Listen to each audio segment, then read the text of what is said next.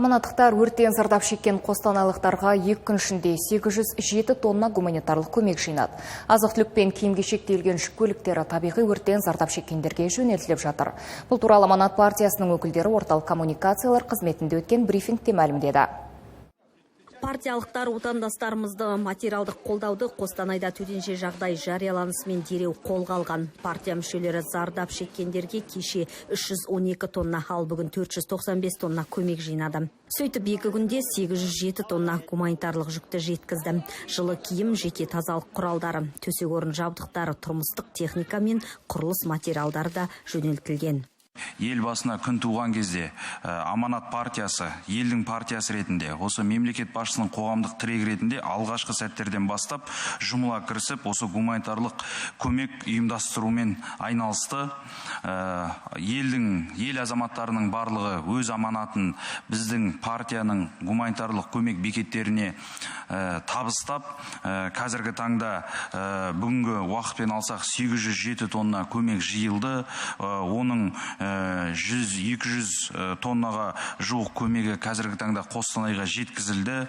Партияның аймақтық филиалдары жанынан гуманитарлық көмек қабылдау пункттері ашылып жұмыс істеп тұр. Оларға жастар қанатының 1200-ден астам еріктісі жұмылдырылды. Біздің бір топ депутаттарымыз қазіргі таңда елді мекенде қызметін жасап жатыр. Өңірде жұмыла көтерген жүк жеңілдейді. Біз әрқайсымыз көмек көрсетуге әрдайым дайынбыз. Қазіргі таңда Аманат партиясының депутаттары зардап шеккен отбасылармен тікелей кездесіп, оларға қолдау көрсетіп жатқандарын айтты.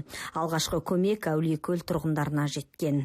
Біздің партияның орталық аппаратының қызметкерлері, мәжілістегі біздің Аманат фракциясының мүшелері, Елордадан келген, Ақмола облысынан келген, Солтүстік Қазақстан облысынан келген бірнеше ауыр жүк көліктерін күтіп алдық. Азық-түлік, киім-кешек, басқа да тазалық, тұрмысқа қажет заттарды Аманат партиясы жергілікті Әулиекөл спорт мектебінде ашқан орталыққа орналастырдық. Енді алдағы уақытта көмекке мұқтаж жандарға тиісті көмектер көрсетіліп, сол заттар таратылатын болады.